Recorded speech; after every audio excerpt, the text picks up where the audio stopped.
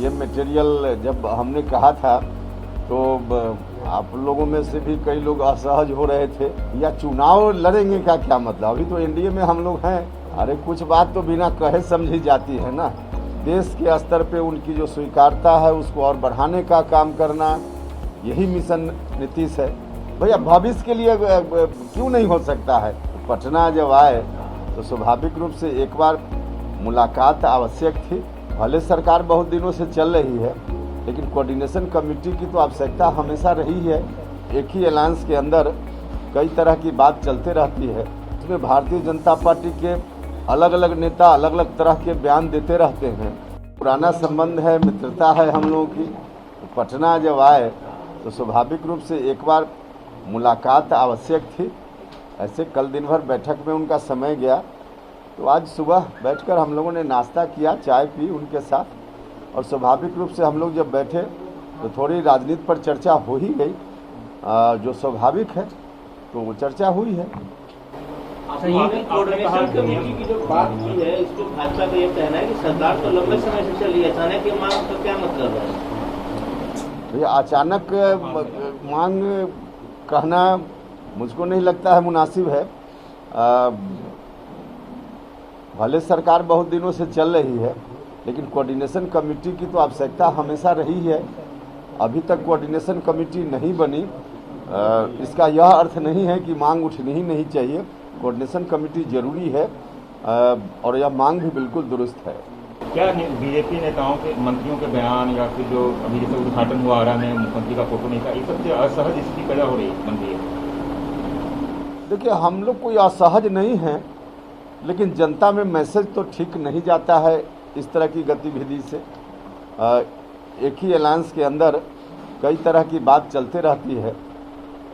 एक ही इशू पर अलग अलग नेता का बयान भी अलग अलग तरह से आते रहता है एक ही पार्टी में।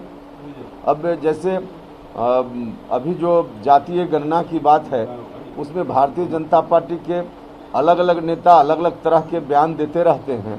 तो इन तमाम चीज़ों को देखने के लिए और ऐसी स्थिति आगे न रहे, इसके लिए ज़रूरी है कोऑर्डिनेशन कमेटी रहेगी तो इन चीज़ों को देखेगी, गौर करेगी, और ऐसी स्थिति से फिर बचना संभव हो पाएगा। बीजेपी के शीर्ष नेता है, इसके लिए कोई बातचीत उनसे होती है क्या? आपने पीएम की बात सबसे पहले कही थी कि प्रधानमंत्री के लायक है नीतीश कुमार, और अब जो है वो राष्ट्र परिषद की बैठक में मुहर लग गया। क्या आने वाले समय में नीतीश कुमार प्रधानमंत्री के लिए चुनाव लड़ेंगे? देखिए, अभी कल क्या प्रस्ताव पारित हुआ उसको बता दिया गया है।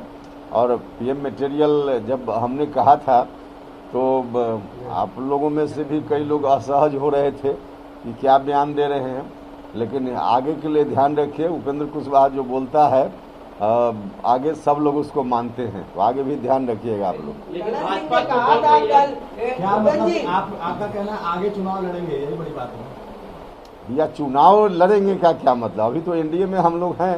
तो एनडीए के तो उम्मीदवार प्रधानमंत्री के नरेंद्र मोदी जी हैं। नीतीश कुमार योग्य दावेदार हैं, आपका इशारा है। ललन सिंह ने कहा है कि कई लोग ऐसे हैं जो नीतीश कुमार के चेहरा को पसंद नहीं करते हैं। कई पार्टियां ऐसी हैं, वो कौन कौन सी पार्टियां हैं जो नीतीश कुमार के चेहरे को नहीं पसंद करती हो? अरे कुछ बात तो बिना कहे समझी जाती है ना, बिना कहे भी समझिए। मिशन नीतीश क्या है? केसीआर ने कहा है कि मिशन नीतीश है देश के स्तर पे नीतीश कुमार जी का जो व्यक्तित्व है उसका प्रसार करना, अल्टीमेटली देश के स्तर पे उनकी जो स्वीकारता है उसको और बढ़ाने का काम करना, यही मिशन नीतीश है। ये कह रही है आरजेडी और कांग्रेस, ये कह रही है उपेंद्र जी कि नीतीश कुमार पीएम मटेरियल हैं, तो हमारे तेजस्वी यादव भी योग्य हैं, युवा हैं, वो पीएम मटेरियल हैं। दूसरे दल के लोग क्या कहते हैं उससे क्या मेरा मतलब है, हमारी पार्टी क्या कहती है उससे हमारा मतलब। लेकिन भाजपा ये कह रही है कि केवल मटेरियल बताने से कोई पीएम थोड़ा बन जाएगा, नंबर चाहिए उसके लिए। नंबर कहाँ से आएगा? भाई तो हम पीएम बनने की बात अभी कर भी तो नहीं रहे हैं। हम तो पीएम बनने की बात तत्काल नहीं कर रहे हैं, कभी भविष्य में करेंगे तो देखिएगा। भैया भविष्य के लिए क्यों नहीं हो सकता है? गुण है तो सर अंक भी दर्ज कर लीजिएगा आप। अरे तो भविष्य की बात भविष्य में होगी, लेकिन अभी कोई प्रधानमंत्री के लिए अंक जुटाने की बात तो हम कर नहीं रहे हैं। प्रधानमंत्री अभी एनडीए के नरेंद्र मोदी जी हैं।